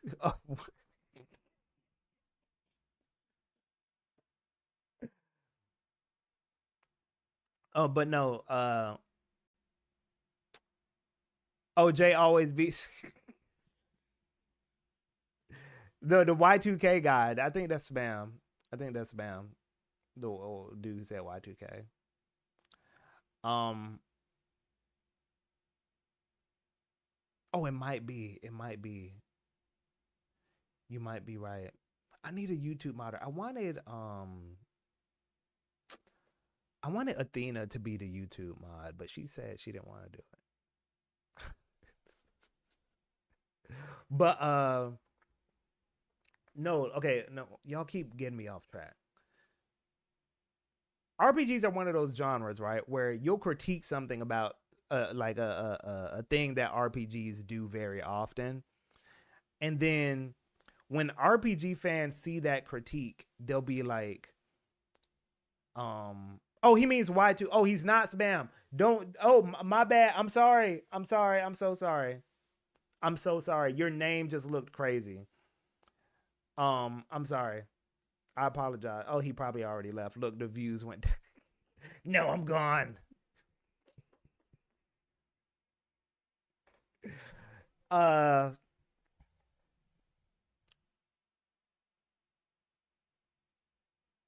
they'll critique. Okay, this is the last time I'm gonna repeat this. Okay, he left before he even got hammered. Yeah, this is the last time I'm gonna say this because I keep having to interrupt myself. You'll critique something in an RPG, right? And then RPG fans will be like, "Oh, don't critique it. You don't get the genre." Okay, let's leave it right there, right? Every time an RPG doesn't do those things, those same fans never complain. Like those same fans, like when an RPG avoids doing those, matter of fact, they'll praise it. They'll be like, "Ah, yes, we don't have to do this." But then when you critique an RPG doing that thing, they'll be like, "Oh, you don't get the genre." But you like when they address the critique. Thanks for the sub, Trif son. You know what I'm saying? Like one example is um like certain RPGs will let you like skip low level battles or something, like because it's reducing repetition. But and then if a RPG does that, RPG fans will be like, "Oh yes, I love that, thank goodness." But then when someone critiques an RPG for not doing that, for being like repetitive and forcing you to do these battles over and over again, then they'll be like, "Oh my gosh, like you don't get the genre." Bruh, come on, Ashes. I don't know. Okay. Let me say this, Ashes. Have you ever met someone that when those games did those things, like let you skip low level battles? Have you ever met someone complain about it? That's a better question. Has anyone ever complained about that ever? Like, I know the Goomba meme is like comes from like a real place, but sometimes we just got to be honest. I've never seen anyone complain about low level skips. I've never seen it. Like, so that's kind of my thing is like, would they complain? Let me ask that. I don't think they would. So that's my thing is like sometimes when people like push back against some of these critiques, I'm like, okay, fine,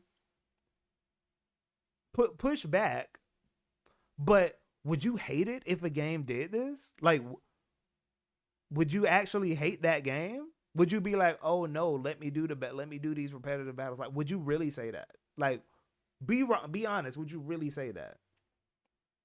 So that's my thing. Is like sometimes when I think about making a like really really really radical RPG, like it like I'm thinking about all those things where it's like I know y'all would want this, but you're just not saying it because you're just fine with like you don't necessarily hate how the genre is now, but you don't really have an imagination for like okay, but what if you like really just did some crazy shit and just threw all that the bullshit out the window? And you know, I know people talk about games like Chrono Trigger or or Earthbound or I'm trying to think of other examples that like did things that like even will be considered like radical now or whatever. But I'm talking crazier than even that, you know, like going even further, you know. Um, I'm gonna be 100. Oh, Burgundy's about to. He's about to go. I know what's about. What you about to say, Burgundy? What you about to say?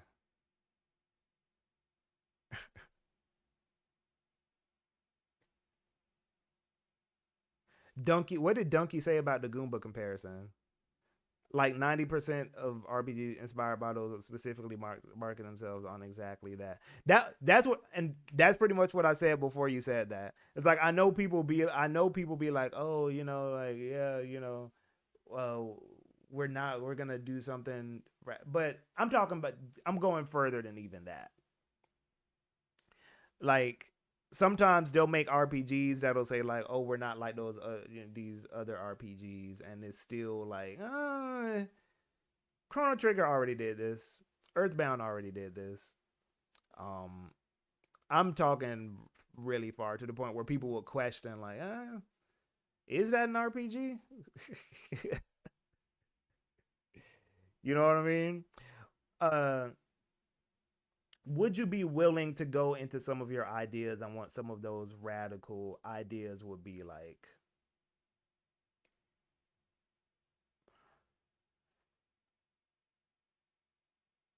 Wood salt. I've never heard of wood salt. Let me look it up though.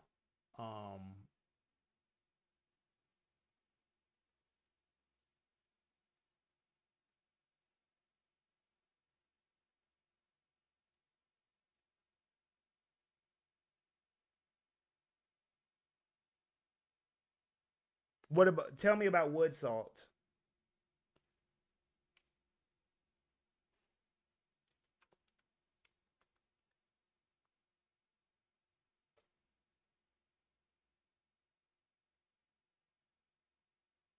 Okay, I'm gonna tell you some of the radical ideas off the top of my head. Um,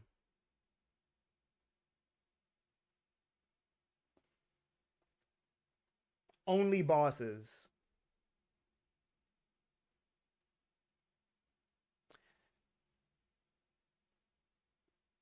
1 hour long.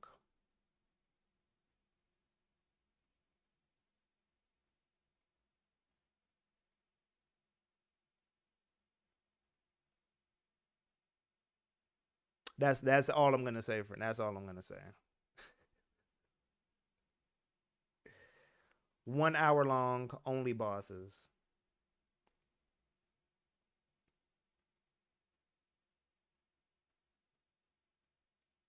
Yeah, just 1 hour.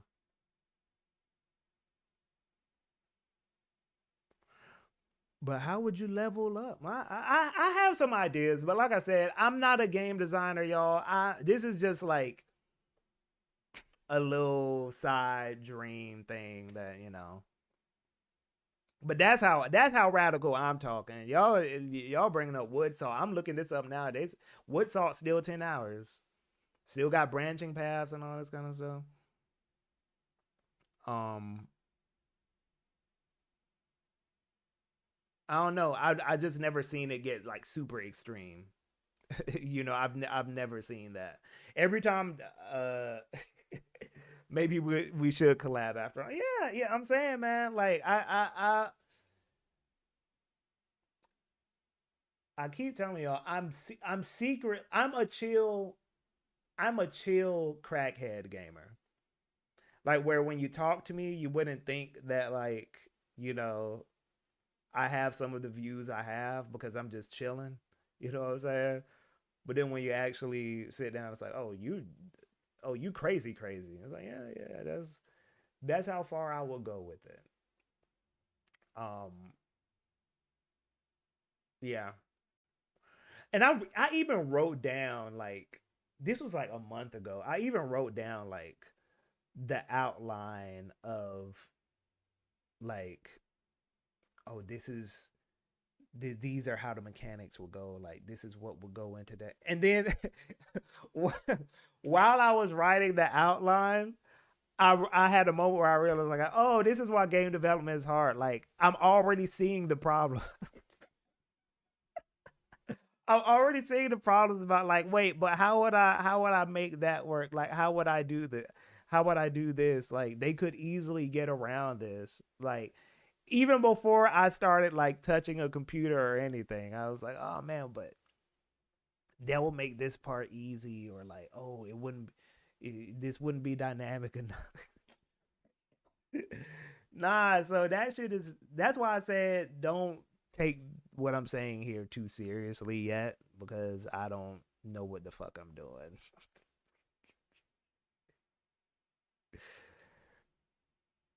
Sunny, oh, you're not usually a chatter. Oh, thanks for chatting. You said it's called Facets by Faraway Times. All those stuff on itchy dot itch.io, like the game jam stuff.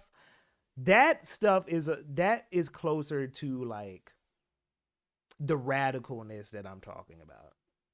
Like that's much closer to like um how crazy I think I would get, you know.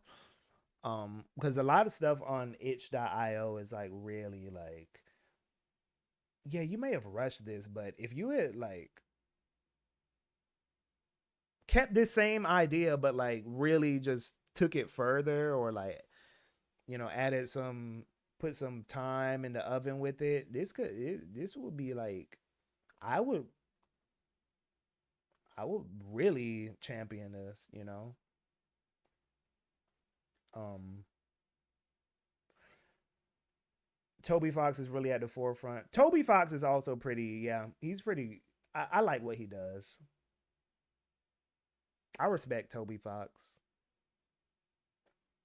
Especially I think Toby Fox started out making music. So that's another element of like what he does that like I really respect.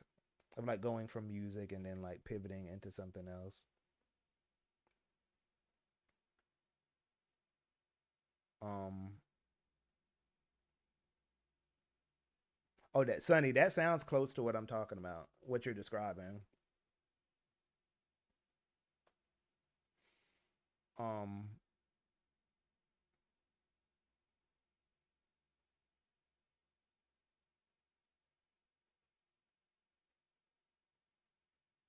any thoughts on 13 Sentinels? That is my fifth favorite game of all. Oh, what was it my third? It's one of my favorite games of all time. Top five. Particularly Breath of the Wild and Tears of the Kingdom. They are hybrid action RPGs with clothing and progress your stats. Da, da, da.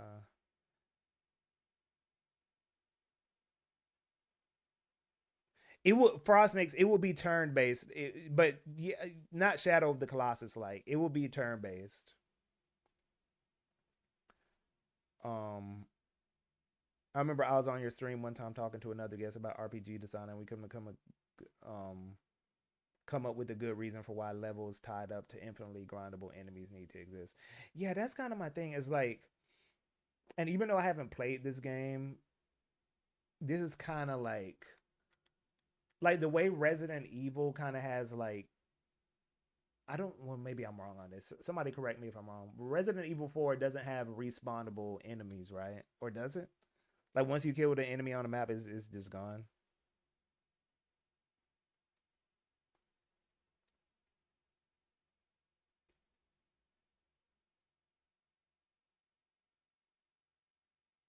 Maybe I might be wrong on that. I don't know. I haven't played Resident Evil 4. But this idea of like RPGs just having a limited amount of like enemies, they don't respawn, yeah. I don't know why more RPGs don't more, not saying none. I know some do. Please don't get me construed. But I don't know why more don't flirt with that idea. Like, cause that would create such an interesting dynamic, you know? Even Western RPGs don't flirt with this enough. And I like to say I prefer the gameplay of like Western RPGs. Like I'm closer to that type of like what Western RPGs do. I'm closer to that in terms of the my RPG philosophy. But yeah, I don't know why more don't flirt with that. It will create like a really interesting dynamic. Um, I don't know. I don't know. Maybe it's just harder than I imagined to do. Um, or maybe it's just not like as appealing. I guess like maybe that wouldn't sell. I don't know.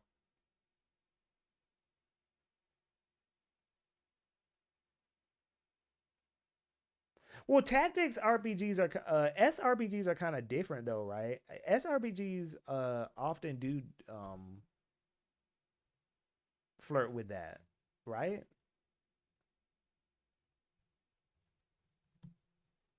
I assumed like I don't know.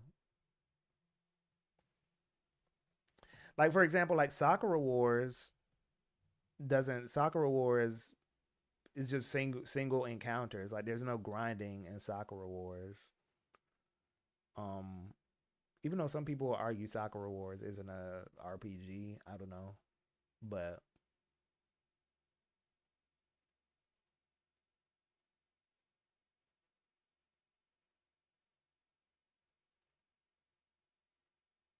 I remember when shooters like COD had infinitely spawning enemies. Those veteran campaigns were brutal because of it.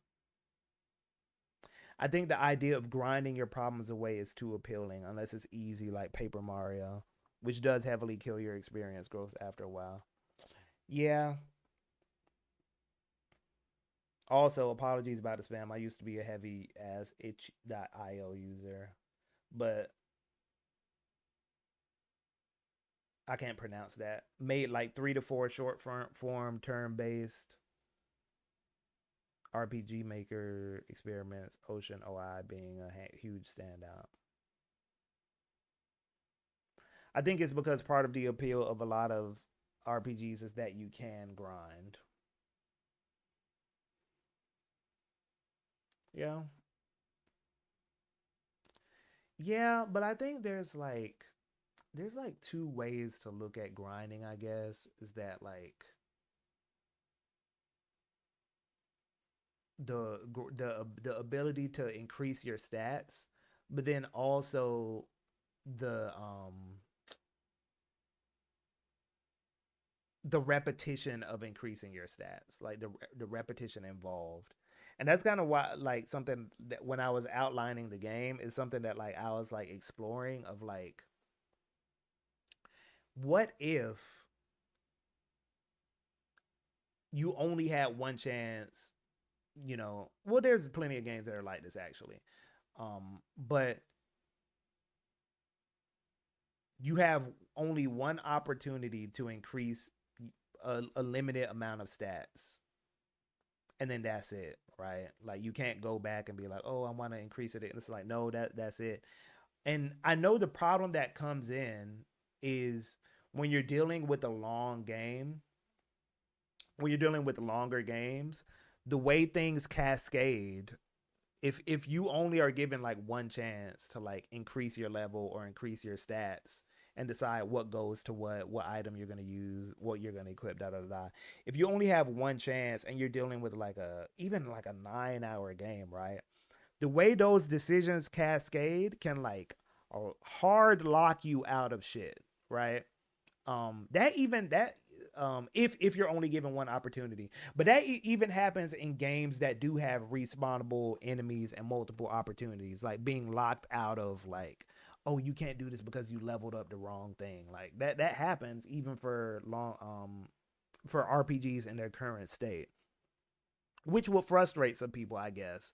But that's why when I was giving some of the brainstorm ideas for my game, if you make like a much extremely radically shorter game, right? That's why I said 1 hour.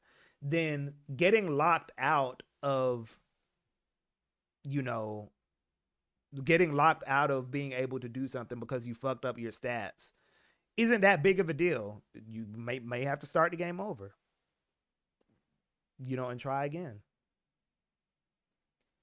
Um, so that's something I was thinking about. Like, well, yeah, okay, yeah, you can get hard locked out of it, but the game's only an hour long, so you know, start over and choose the right choose different stats if you can't figure it out this time, you know. Um, so yeah, that's something I was thinking about.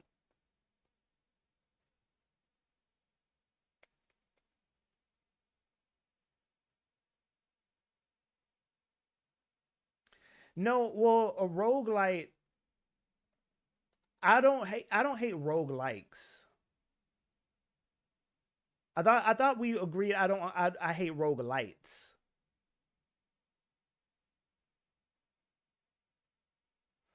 Where it's random and you're like, oh, the pick three. The thing I'm thinking about, and this is why I would have to get specific for y'all to understand what I'm saying. Um, but there's a bug in here. But the game I'm describing in my mind would be like, it's not random. Like there's no like, everything is set in the same place every time. Right? These are legit levels, right? And there will be different ways you can like increase your stats, and they're all the same. There's a pattern that all of these are set in, and then you choose those, and then like, you know so yeah, it wouldn't, from what I understand, correct me if I'm wrong, roguelites and roguelikes have an element of randomness to them, right? It's not the same every time. Am I wrong on that? In terms of how people understand them, tell me if I'm wrong on that. I might be wrong on that, and I'm open to being wrong on that.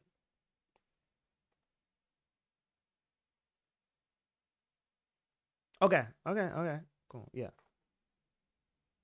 yeah, yeah. That's closer to what I'm talking about. Ace Thunder, yes. Metroidvania, yes, yes. Metroidvania is closer to what I'm talking about, but it's not Metroidvania. But yes, that's a better comparison, not roguelikes. Yeah, yeah, yeah. Metroidvania. That's a good comparison. That's a good comparison.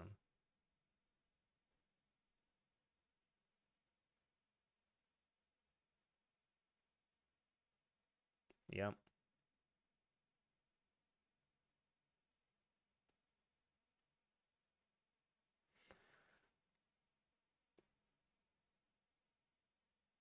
But yeah, that's the little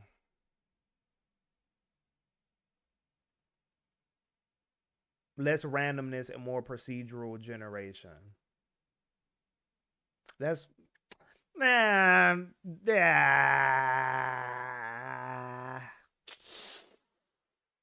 that's random. Come on.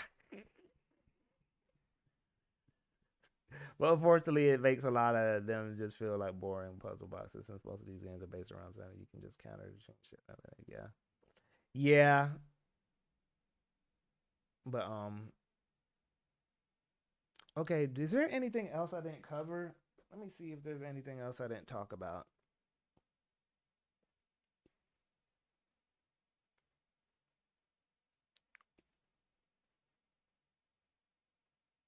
I think you told me about Spelunky already. I would still call that randomness in the way that I'm thinking about it. In the way that I'm uh, like conceptualizing randomness, like even if there's like a method to it, I think not being like completely static is random. Um by the way, I don't even mean that in but I don't mean that in like a I don't think randomness is necessarily pejorative. Matter of fact, I think games um I think games like need some level of randomness in order to be dynamic. Um so it's about the degree of, right? I don't think yeah, so um the only games that I guess don't aren't really random are like I guess I don't know, maybe yeah, I can't even think of a genre that like yeah, I mean, I guess adventure game. I'm thinking of I'm trying to think of like combat or conflict rhythm games. Yeah, yeah, I guess rhythm games will be a good example. Yeah, rhythm games are the only ones where I'll be like, yeah, okay, there can't be any randomness really there. But not even shmups, right? Genre I love, they have randomness and they need randomness. Um like in order to, I like that they have randomness. That really that keeps you on the edge of your seat. Um like shmups usually have randomness at during well, I mean, not all of them, but usually the randomness comes like for boss fights, right? Like the patterns might be slightly different or um whatever the case, maybe it won't be like the same order in terms of like the pattern, but because if it was like completely no randomness, there will become like which I mean I don't think is a problem with this, but people would say, oh, it will become like a memorization thing. You know what I mean? No reactions or whatever. So are you saying wait, actually are you saying shmups don't have randomness? I'm not sure what I'm not sure what I was talking. I'm not sure what you were responding to. But yeah, no, shmups have I think most genres need some level of randomness. So I don't use randomness as a pejorative necessarily. Oh, okay. No, shmups have randomness. They do. Um and that's kind of one of the misconceptions that like, oh, you got to know as long as you know that's kind of the beauty of shmups too is like it's a mixture of like routing and randomness and how those two things like um converse, or how those two things polymerize or whatever. Um So, nah, but yeah, man, I think that's it. I think that's all I got. I think I talked about everything. Um, I appreciate all the love on everything, y'all. The channel, I started this channel and I didn't really. The initial goal of this channel was to like have a like fun like side stream thing to do like for fun, which it still is. But I did not.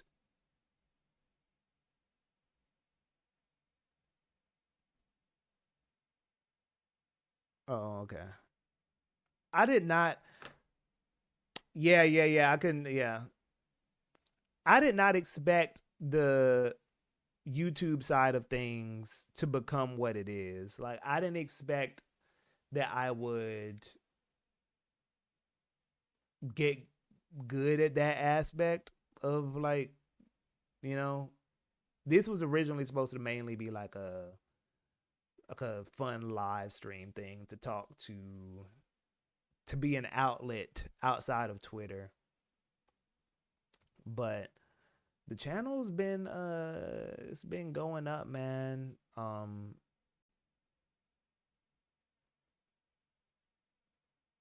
glad, man. I'm glad. I'm glad. So yeah, so I'm glad things have been moving, and I appreciate all the support you guys.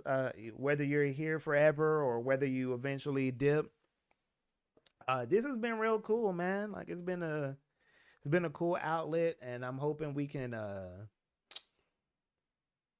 continue to push things forward. And I hope you guys enjoy the content, because we got some things planned. I hope you guys enjoy the content that I got planned for the rest of the year. It's some cool stuff. It's gonna be some more cool stuff on the way. Um, like I said, we'll see how the stream schedule thing goes. I'm not gonna say whether I'm gonna see y'all next week. Not gonna say if I won't. You'll know when the time comes. But for now, thanks for coming through, y'all. Thanks for coming through. Peace out. Enjoy your weekend, y'all. Peace.